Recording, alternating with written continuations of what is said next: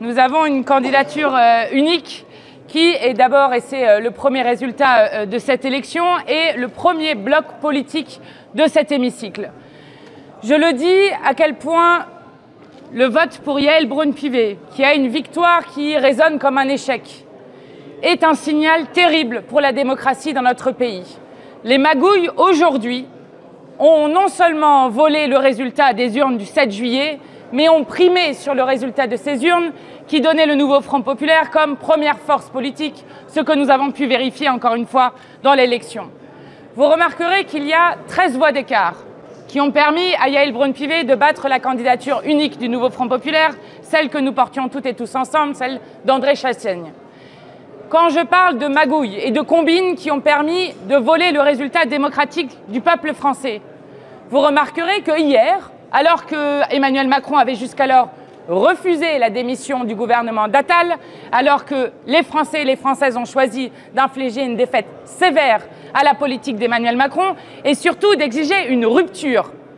eh bien, nous avons de nouveau Yaël Braun-Pivet comme présidente qui ne correspond absolument pas à ce que le peuple a exprimé dans les urnes. Mais ces 14 voix d'écart, alors qu'il y avait d'abord eu un refus de démission,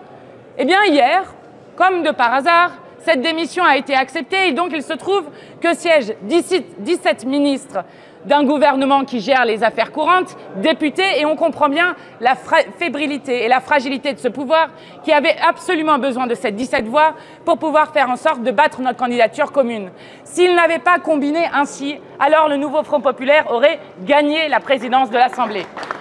Je rajoute que vous noterez que malgré les apparences du Rassemblement national qui a fait croire qu'il maintenait sa candidature et qu'il continuait, il manque 2 voix à l'extrême droite qui se sont portées sur la candidature de Yaël Braun-Pivet. Et que donc, comme d'habitude, l'extrême droite joue l'assurance vie du système en permettant à Yaël Braun-Pivet, là aussi, de l'emporter. Il y a donc 13 voix d'écart. Ces 13 voix d'écart sont une combine pour, là aussi, je le répète,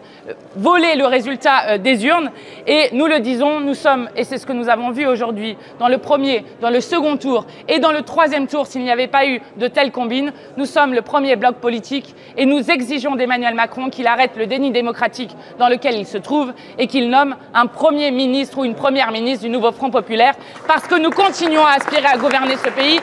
d'autant plus dans un moment où, vous l'avez remarqué, si Emmanuel Macron voulait gouverner avec les Républicains, il aurait pu le faire avant la dissolution puisqu'ils avaient une majorité et que donc il est inconcevable dans une démocratie, non seulement que les ministres députés votent pour pouvoir sauver la présidente de l'Assemblée qui est celle qui a fait piétiner l'Assemblée nationale, notamment en proposant d'utiliser le 49.3 contre la retraite à 64 ans, et qui est la présidente de l'Assemblée qui a le plus sanctionné de toute la Ve République. Donc, les Français ont exprimé un besoin de rupture. Ce n'est pas ce qui s'est fait aujourd'hui. Et donc, nous demandons à Emmanuel Macron de revenir à la démocratie.